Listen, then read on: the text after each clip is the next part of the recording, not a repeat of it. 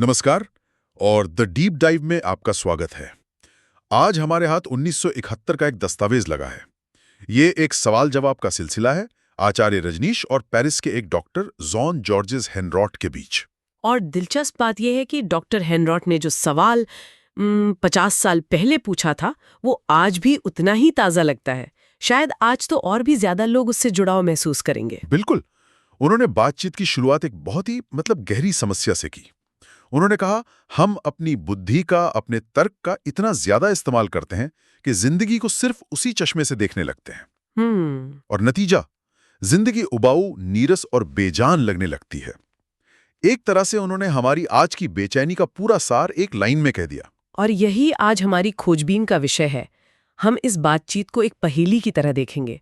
पहेली यह है कि आधुनिक इंसान इतना बेचैन क्यों है, और आचार्य रजनीश के जवाब वो उन सुरागों की तरह है जिनसे हम इस गुत्थी को सुलझाने की कोशिश करेंगे। हाँ, हम तर्क और भावना के बीच उस महत्वपूर्ण संतुलन यानी द वाइटल बैलेंस की तलाश करेंगे।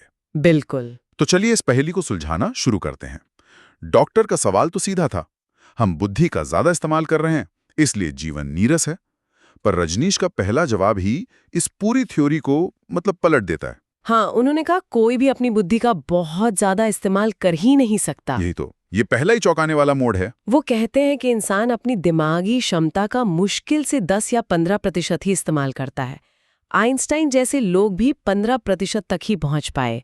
तो ज्यादा इस्तेमाल तो सवाल ही नहीं उठता। एक मिनट, ये बात तो समझ नहीं आई। अगर एक साइंटिस्ट या एक डॉक्टर या कोई प्रोफेसर दिन भर दिमाग का काम कर रहा है तो वो अपनी बुद्धि का इस्तेमाल नहीं कर रहा, तो फिर वो कर क्या रहा है? और यहीं पर रजनीश एक बहुत जरूरी फर्क बताते हैं।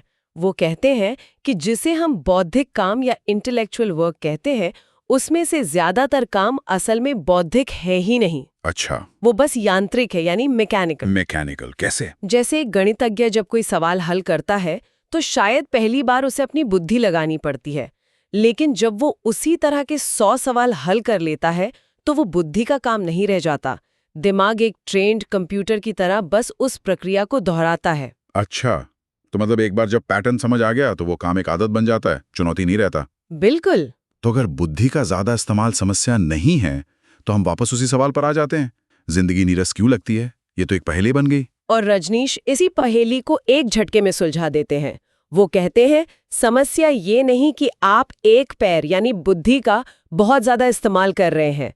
समस्या ये है कि आपने दूसरा पैर यानी भावना का इस्तेमाल करना ही बंद कर दिया है। ओहो। एक पैर पर कूद कूद कर कोई कितनी दूर जाएगा? थक ही जाएगा, बोर हो ही जाएगा। वाह, ये नजरिया तो पूरी समस्या को ही बदल देता है। शिकायत दिमाग से नहीं, दिल के इस्तेमाल ना होने से। सही। तो ठीक है, हमें दोनों पैरों का इस्तेमाल करना है, लेकिन ये संतुलन काम कैसे करता है? ये सिर्फ एक अच्छी लगने वाली बात है या इसके पीछे कोई गहरा विज्ञान है? इसके पीछे गहरा विज्ञान है जो ऊर्जा के प्रवाह से जुड़ा है।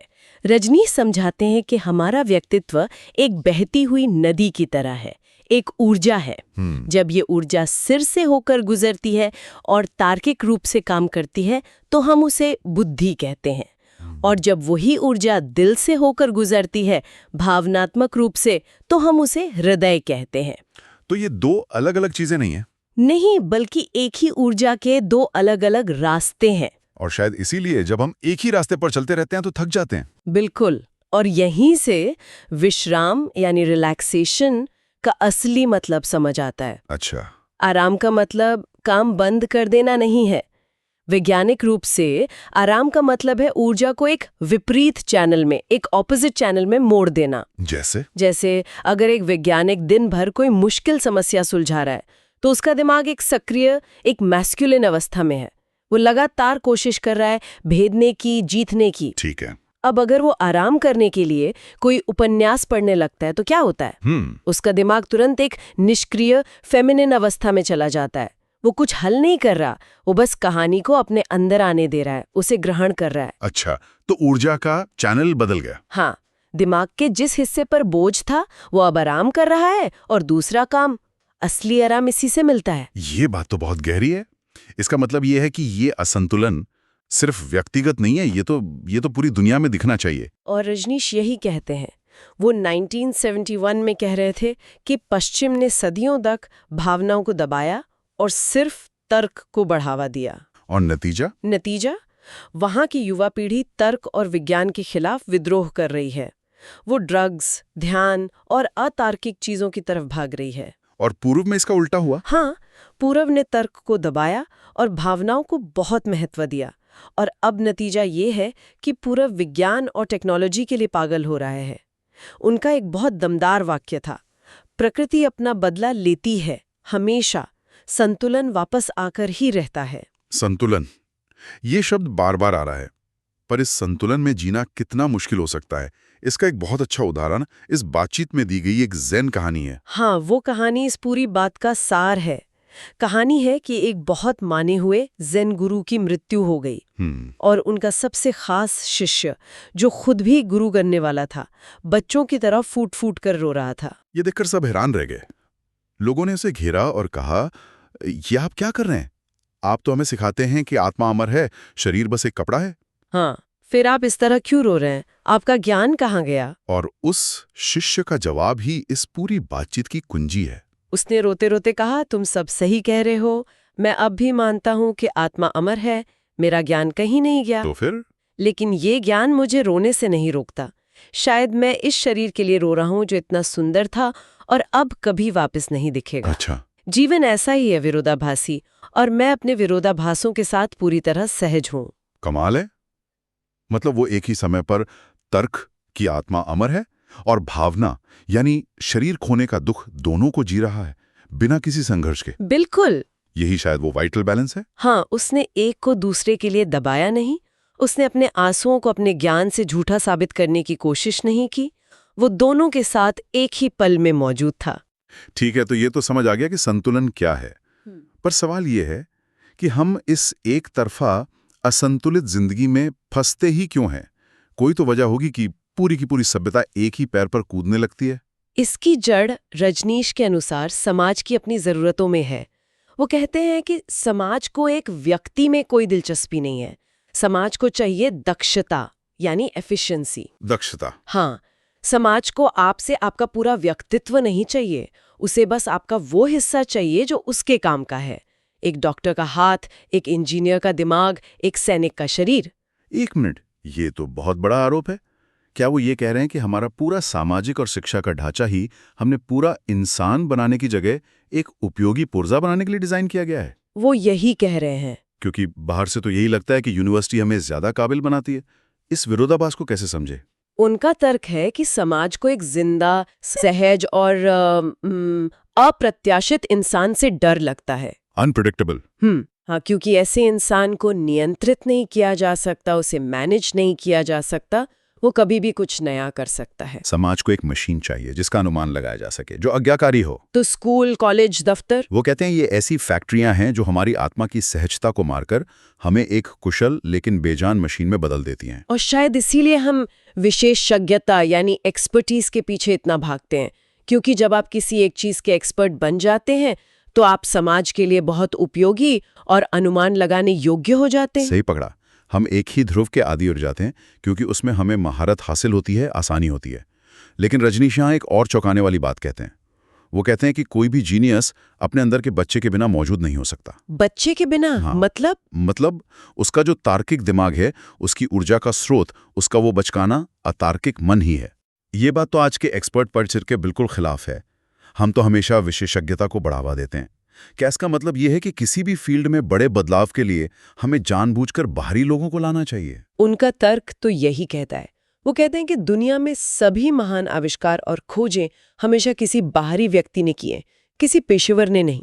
सच में? हाँ, क्योंकि पेशेवर यानी एक्सपर्ट बहुत ज्यादा जानता है, उसका दिमाग जानकारी से इतना भरा होता है कि वो कुछ नया देख ही नहीं पाता। वो बस पुरानी चीज को थोड़ा और बेहतर बना सकता है। बिल्कुल, पर कुछ बिल्कुल नया नहीं बना सकता। नया बनाने के लिए एक नौसिखिए का, एक बच्चे का मन चाहिए जो ये कह सके, क्यों नहीं। ठीक है, तो हमने समस्या की जड़ समझ ली। एक तरफा जीवन शैली, समाज का दबाव, विशेषज्ञता का जाल। लेकिन ये सब जानने के बाद सवाल उठता है कि इस जाल से निकला कैसे जाए? सिर्फ संतुलन कह देना तो काफी नहीं है, इसे असल जिंदगी में उतारा कैसे जाए? वो कहते हैं कि बोझमुक्त मन का मतलब खाली मन नहीं है। तो फिर क्या है? इसका मतलब है संतुलित बोझ वाला मन। अगर आपके जीवन में तर्क का बहुत ज्यादा बोझ है तो उसे फेंकना नहीं है, उसे अतार्किक यानी इरैशनल गतिविधियों के बोझ से संतुलित करना है। और इसका सबसे अच्छा उदाहरण वो ध्यान यानी मेडिटेशन को बताते हैं। हाँ, वो कहते हैं कि ध्यान को समझा नहीं जा सकता, उसे सिर्फ किया जा सकता है। ये बुद्धि के लिए नहीं है, ये हृदय के लिए है। ये बुद्धि का ठीक विपरीत ध्रुव है। बिल्कुल। जब कोई तर्क से सोचने से थक जाए तो उसे कुछ अतार्किक करना चाहिए, जैसे बिना किसी कारण के नाचना या चिल्लाना या बस चुपचाप बैठकर अपनी आती जाती सांसों को महसूस करना। ये बुद्धि के बोझ को संतुलित करता है। सही। इसी बातचीत के अंत में एक बहुत ही व्यवहारिक सवाल आता है। जापान की एक शिष्या माँ योगा मैत्री पूछती हैं कि जब वो जापान वापस जाएंगी तो उन्हें अपनी गतिविधियों की योजना कैसे बनानी चाहिए। और इस सीधे से सवाल पर रजनीश का जो जवाब था वो शायद इस पूरी बातचीत का सबसे गहरा और सबसे चुनौतीपूर्ण हिस्सा है। उन्होंने कहा, कुछ भी योजना मत बनाओ।